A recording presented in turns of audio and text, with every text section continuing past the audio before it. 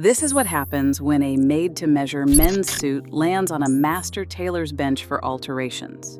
It shows why the difference between a good suit and a great one comes down to the work done after the garment arrives. A made-to-measure suit starts with a standard pattern that has been adjusted to your body's measurements. It is a significant step up from off the rack. You chose your fabric. You stood in a fitting room while someone ran a tape measure across your shoulders and down your arms, and 4 to 8 weeks later, a suit arrives. It fits better than anything you have ever pulled off a department store rack.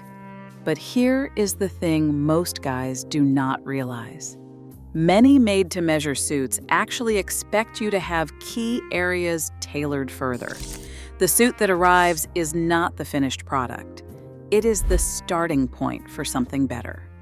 So let's talk about what actually happens when a master tailor gets their hands on it. The first thing to understand is a deceptively simple principle that governs everything a tailor can and cannot do. It is called the rule of seams. A garment can only be altered on a seam. You either take in a seam to make it smaller, or let out a seam to make it larger. That is it. Every alteration you have ever seen, from hemming trousers to reshaping a jacket silhouette, follows this single rule. Once you understand it, you start seeing a suit differently. You stop seeing fabric and start seeing architecture. When that made-to-measure suit arrives for its first fitting, a master tailor assesses dozens of fit points simultaneously. They are examining shoulder balance, chest ease, waist suppression, sleeve pitch, collar sit, lapel roll, trouser break, and overall silhouette.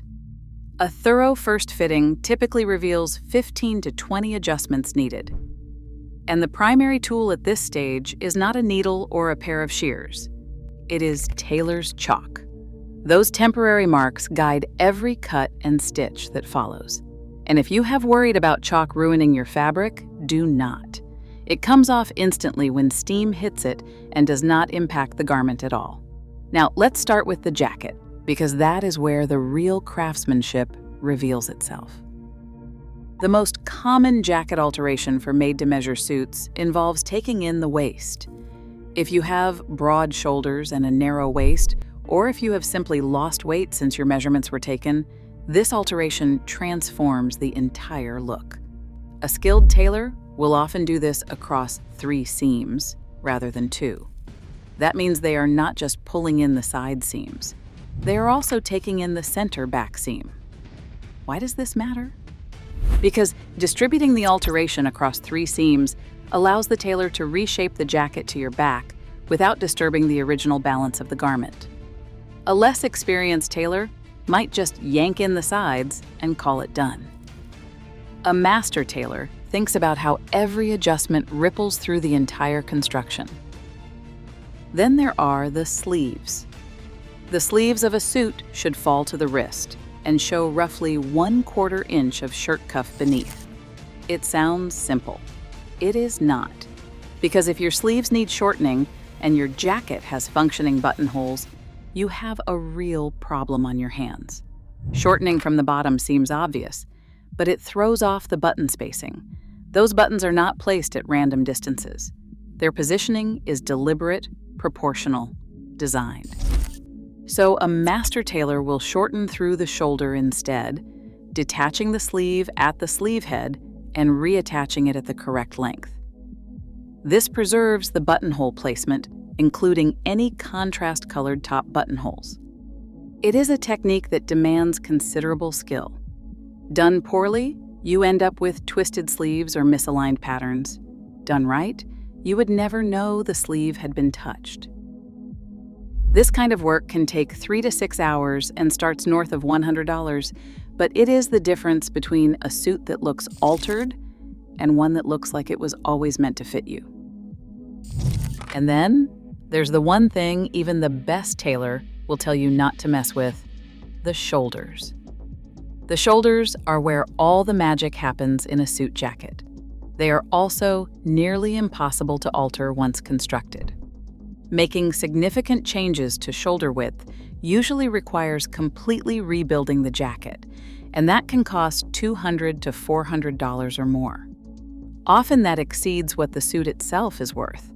This is why when you are standing in that fitting room getting measured, the shoulders are the single most critical thing to get right the first time.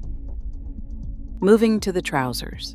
The most requested alteration for made-to-measure trousers is narrowing the legs. Tapering takes the trouser from baggy to fitted, slimming the leg from the mid-thigh or knee down to the break, removing excess fabric and creating a new seam that sits closer to the body. It is straightforward work for a skilled tailor, but there is a warning. Be careful not to go too slim. You still need to move comfortably. A suit is not streetwear. It has to work with your body, not fight against it. Hemming is the other bread-and-butter trouser alteration, getting that break exactly right. Whether you prefer a full break, a half break, or the contemporary no-break look, the positioning matters. Too much fabric pooling at your shoes looks sloppy. Too little, and you are showing sock when you should not be. It is one of the most common alterations globally. In North America alone, hemming consistently ranks as one of the top alteration requests. Now, what does all of this cost? For a full suit with 2 or 3 common alterations, you are typically looking at $100 to $150 total. If you only need 1 or 2 tweaks, it could be as little as $30. The national average cost of tailoring sits around $111, though complex work can push that to $238 or beyond. Typical shop labor rates run $25 to $75 per hour, with standard suit alterations taking 1 to 2 hours. But here's where it gets interesting. The people doing this work didn't learn it in a weekend course.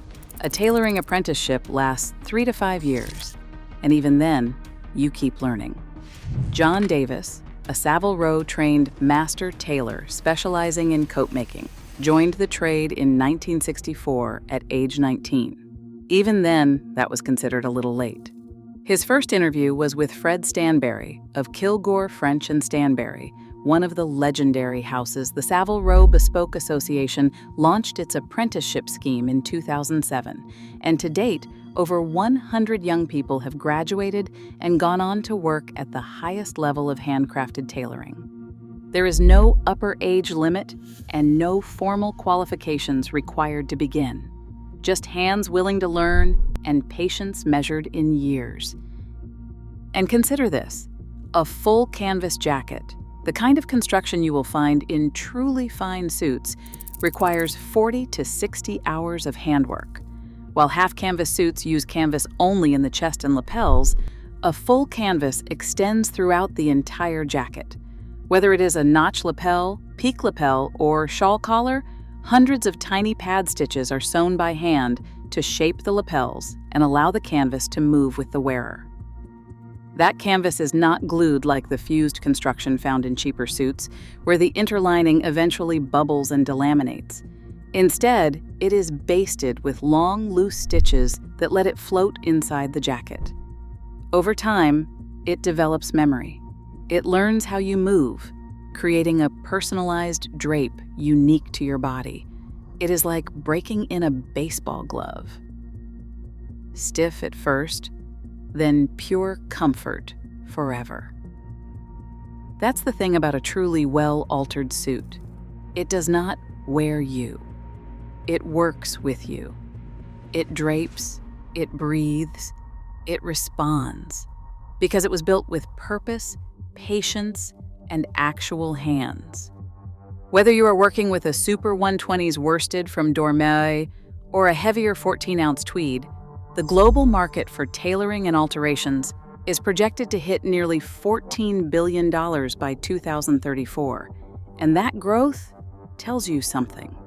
In an age of fast fashion and algorithmic everything, people are coming back to the idea that clothing should be made for a specific person, adjusted by skilled hands, and worn with intention.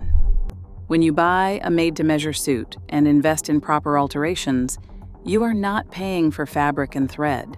You are paying for decades of apprenticeship, for the trained eye that lets a master tailor reproduce a mental picture of how you stood, and for a craft that has been passed from hand to hand for centuries. You are paying for hours of technique that turn a pile of cloth into something that fits like a second skin. And that is worth every penny.